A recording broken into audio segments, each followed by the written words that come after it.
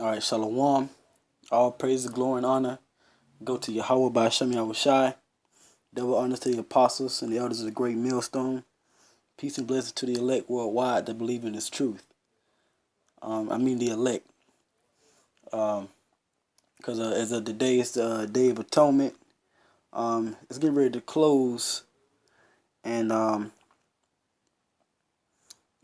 I just want to say a few words regarding the Day of Atonement. And its true meaning, and also rebuke these guys from GMS Gold Coast and just how they're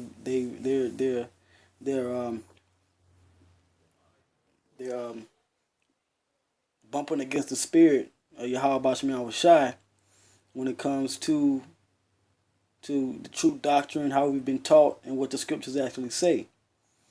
So I just want to focus on.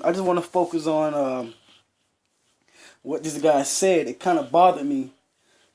Within the first minute or two of the video, it bothered me about some comments he had made about his research and how he was going to the Day of Atonement, and it really just seems like he just wants to be proud. He just doesn't want to. He just doesn't want to keep the Day of Atonement. He doesn't want to afflict himself. He doesn't want to humble himself. If you go to the video, you can see that brothers that have spoke with him and know him. They've always said he has a pride demon on him. He doesn't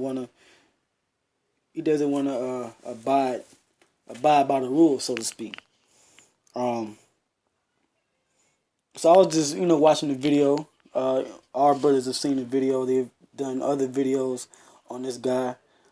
Or these guys, I should say. It's not just one. It's two of them, and they're basically just being demons. And here it is. We're in a very spiritual, high holy day. All right, and you just got these demonic spirits just fucking around, basically. It's a lot of fuckery going on, and right now they're the two main faces. But I'm not going to ramble on too much. I'm going to just play a little clip of the video so you can hear what he said. Hopefully you can hear it. And you can hear what he said about the Day of Atonement and, how it's supposed to be a feast and not a fast. And that's totally off. So I'm going to play it. And I'm going to let you brothers hear it.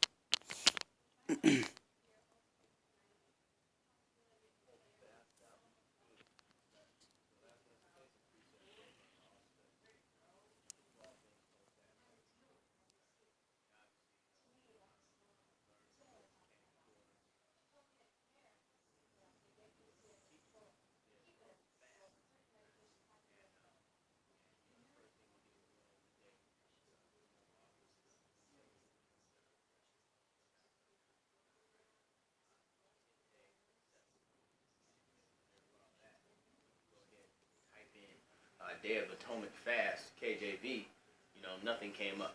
Okay? And so we went ahead and pulled the scriptures on it, you know what I mean? And it describes a feast and not a fast. I went back and looked at the fast, and what you have is you have Amalekite roots, you got Khazar roots to that particular explanation. All right, I hope you brothers can hear it. It's within the first minute, around the 50-second mark. But basically what he said was, if you couldn't hear it, he said that he looked up Day of Atonement fast in the scriptures and couldn't find it. And then when he looked it up, he said it described a feast. Okay? It described a feast. Now, I don't know what kind of research he was doing, what scriptures he went to come to that conclusion. But obviously Satan tapped his ass on the shoulder and said, yeah, nigga, go ahead and eat. Basically. Alright? But that's it on him. I just want to do a little edification for those. And by the way, he's not the only Israelite out there that says the Day of Atonement is not a fast. Um, I'm not gonna mention no names. I don't really.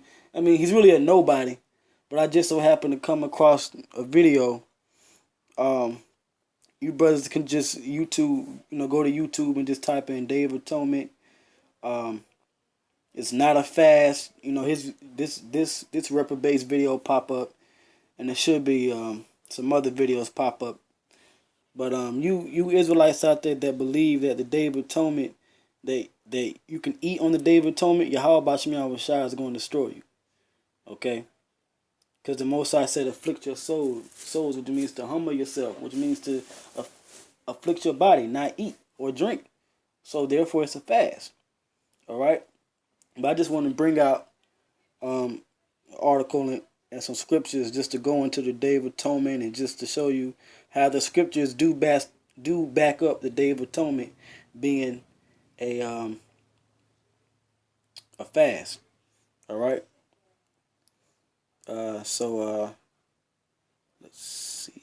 Here we go. All right. This is from ucg.org, and it's titled Atonement: Removal of Sins Cause and Reconciliation to the Most High.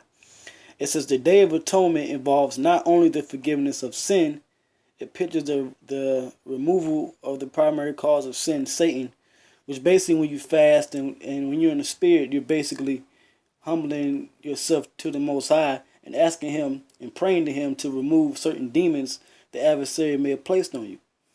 Okay?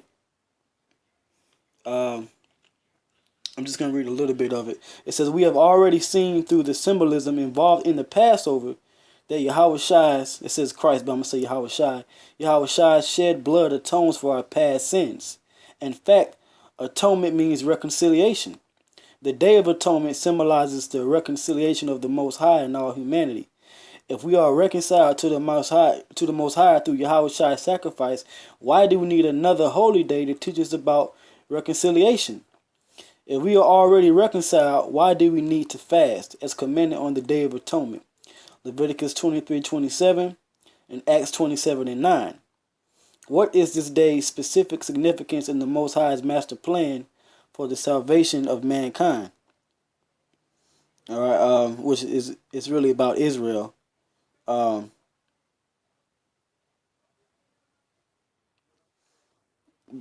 that's just what they have. I just want to focus. And now that I read that, matter of fact, I'm just going to read a little bit more. It says, the Day of Atonement and Passover both teach us about the forgiveness of sin and our reconciliation with the Most High through Yahushua's sacrifice. Right? However, Passover concerns the redemption of the firstborn and thus applies most directly to Christians whom the Most High has called in this age, while atonement carries universal implications. It says, moreover, the Day of Atonement pictures an essential additional step in the Most High's salvation plan not found in the symbolism of Passover. And it goes on. I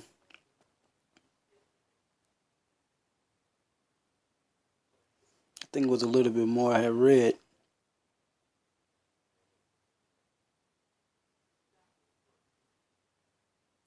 Okay, here we go. This is the modern application of this festival, which is about the Day of Atonement. It says, now notice specific instructions on when and how we are to keep this festival.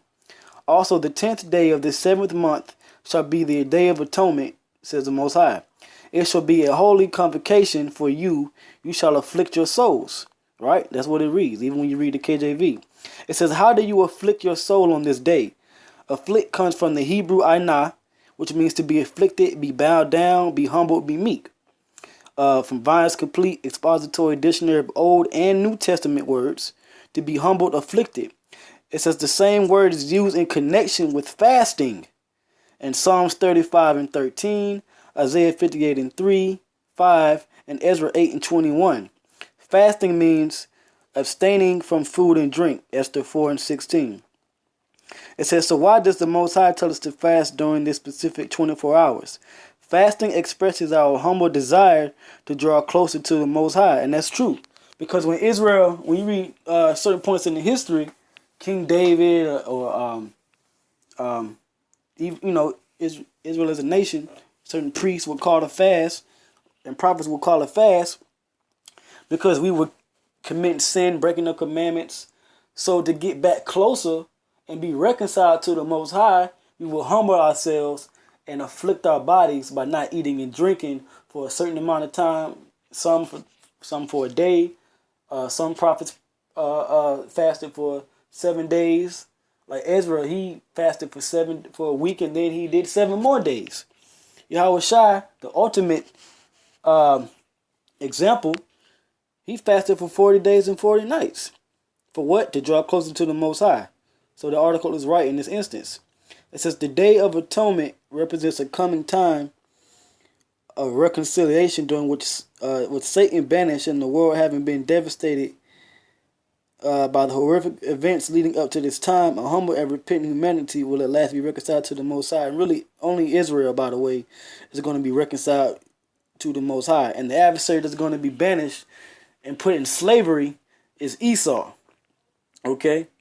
But the point is that when you do research and you study the scriptures and you do a deep study, and if the spirit of Yahweh Shai is dealing with you and supping with you, you will understand the scriptures. And in the case of Leviticus 23 and 27, you will find out that afflicting your souls on the Day of Atonement and humbling yourself does deal with fasting.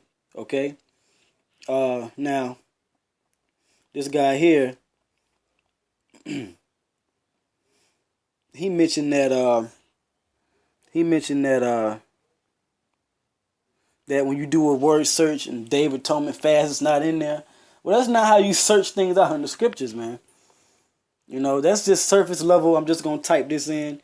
I mean, you can't find America in the Bible, but you'll find Babylon the Great. You'll find Egypt. You'll find Assyria. Okay.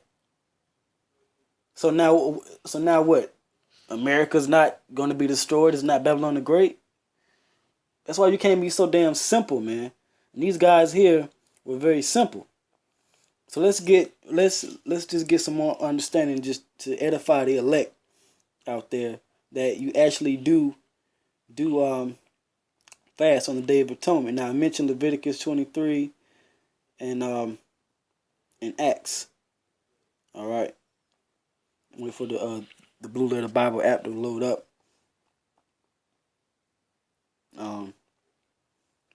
Let's see. So let's go to. Matter of fact,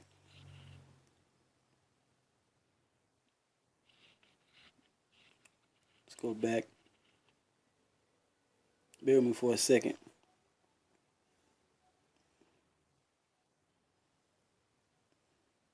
Using this mobile phone screen recorder app. A lot of brothers using that. It's like convenience, when you're in a car or when you're somewhere you don't want to, you want some privacy, do some videos and the spirit hit you. So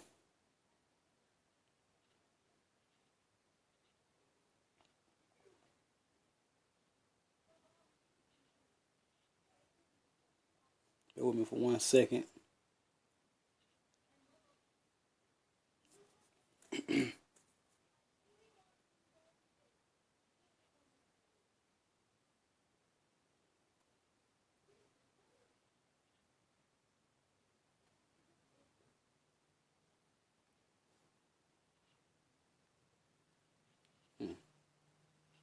Well, if the Blue Letter Bible is not working, we'll open another tab. Let's go to Google. Let's go to the Blue Letter Bible.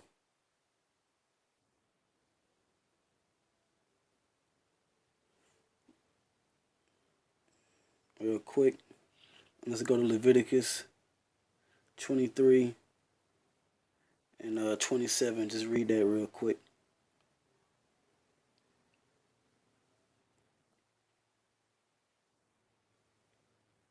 All right. Leviticus chapter 23, verse 27. It says, also on the 10th day of this month, of the 7th month, there shall be a day of atonement, which means reconciliation to the Most High. It shall be an holy convocation unto you, and ye shall afflict your souls and offer an offering made by fire unto the Lord. We know that afflict means to humble yourself in meekness. Okay. And souls refers to the Hebrew word napash, which is speaking about your spirit and these bodies that we have, right? It says, and ye shall do no work in that same day. It is a day of atonement, to make an atonement for you, to make reconciliation for you before the Lord your power, Yahweh Bashem Yahweh Shai.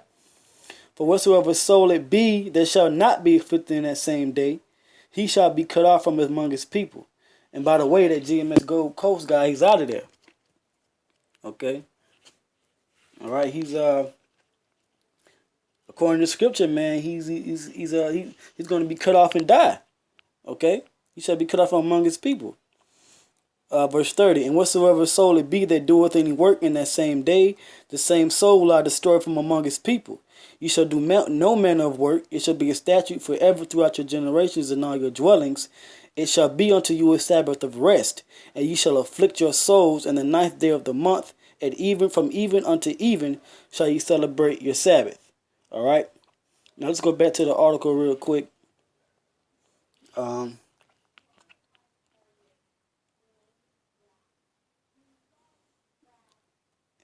Something I want to get.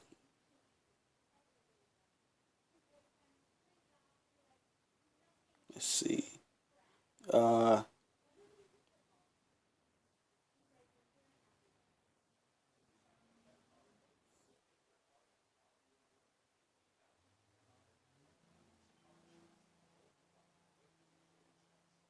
Right, here we go. It says in article, few understand the proper reasons for fasting. Fasting is not to bend the Most High to our will. We don't fast to receive anything from the Most High except His abundant mercy and forgiveness for our human weaknesses. Fasting helps us remember how temporary our physical existence is, which is why we abstain from eating food and drinking water or whatever. It says, without food and water, we should soon perish. Fasting helps us realize just how much we need the Most High as the giver and sustainer of life. All right, and that's what you elect brothers and sisters too. This is what you got to keep in mind when you fast. You know, it's to remind yourself, your whole soul, your mind, your spirit, and your body that the Most High. That's why Yahweh Shai said, "For man does not live on bread alone, but on every word that proceeds out of the mouth of the Most High." It says we should always fast on the Day of Atonement in a repentant frame of mind. Notice the prophet Daniel's exemplary attitude while fasting. Then I set my face toward the Lord power to make requests by prayer and supplications with fasting, sackcloth, and ashes. And I prayed to the Lord my power and made confession. That's Daniel 9, verses 3 through 4. It says the early church observed the Day of Atonement more than 30 years after Yahweh Shai's death. So if they were doing it, we're supposed to continue in their example, right? It says Luke still referred to the time and seasons by mentioning this day, stating that sailing was now dangerous because the fast was already over. That's Acts 20:79. Almost all Bible commentaries and dictionaries acknowledge that the fast refers to the Day of Atonement. All right. All right, and that's the point on that. So let's go to Acts 27. Let's go to Acts 27, verse 9, and let's see what it says about the fast and the Day of Atonement. All right. And this is all for edification. All right. All for feeding the elect so we can properly understand and apply the scriptures and understand what they're talking about. All right. Acts chapter 27.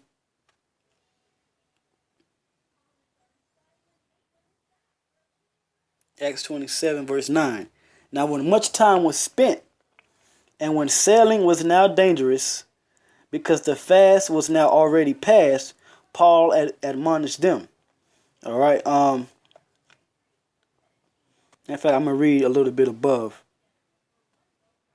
I'm gonna start at verse 5. It says, "And when we had sailed over the sea of Cilicia and Pamphylia, we came to Myra, a city of Lycia. And there the centurion found a ship of Alexandria sailing into Italy, and he put us therein. And when he had sailed slowly many days, and scarce were come over against Cnidus, the wind not suffering us, we sailed under Crete over against Salmon, and hardly passing it, came into a place which is called the Fair Havens, nigh whereunto was the city of Lycia. Now when much time was spent, and when sailing was now dangerous, because the fast was now already past, Paul admonished them."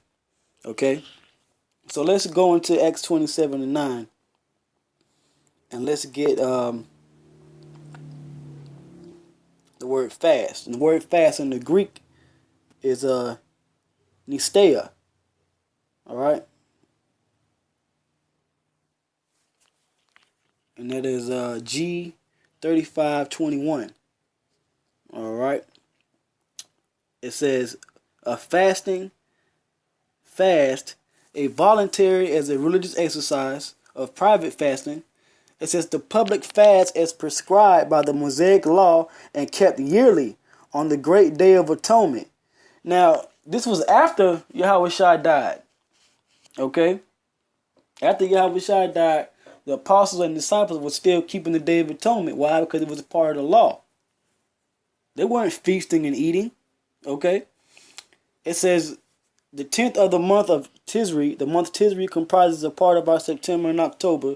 The fast accordingly occurred in the autumn when navigation was usually dangerous on account of storms. A fasting caused by want or poverty. Now, what was the want that the fasting caused? Food and drink. Okay. And the lexicon says the same thing. It says of the public fast prescribed by the Mosaic law, Leviticus 16 and 29, Leviticus 23 and 27. So when these reprobates read these scriptures, they're not reading it with understanding, and they're not doing a thorough search. And ultimately, the spirit of Yahweh Shem Shah was not supping with them to understand it. But that's important. That's something that as we end this day of atonement, it's coming to an end, that we should pray for. Okay? And pray for the Most High to continue to humble us, keep us in meek spirits, and to continue in the doctrine the right way as we learned it from the apostles of GMS, right, and the rest of the brothers and teachers. It says, right, I read Leviticus 16 and 29, Leviticus 23 and 27.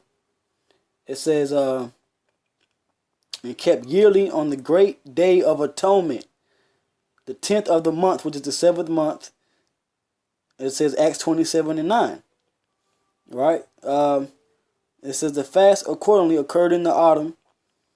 Alright? It says a fasting to which one is driven by want. Alright? So fasting and the Day of Atonement is found in the scriptures and in the blue letter if you do your research, if you study. Okay? If you're in the right spirit. Okay? So with that, I'm gonna give all praises, glory, and honor to Yahweh by Hashem Yahweh Shai. I'm gonna give double honors to the apostles and the elders of the great millstone. I hope the elect were edified, and that you got a proper understanding that the Day of Atonement is indeed a fast and not a feast. Along with all the other videos that the brothers have been doing all day, and rebuking and exhorting and continue to keep the elect going in the right narrow way through Yahweh Shem Yahweh Shai. Alright? And I'm going to say shalom to the brethren, the Akim, Tazadakim, shalom to the elect. And Lord willing, I'll see you in the next episode, or next lesson, or next video. Lord willing, shalom.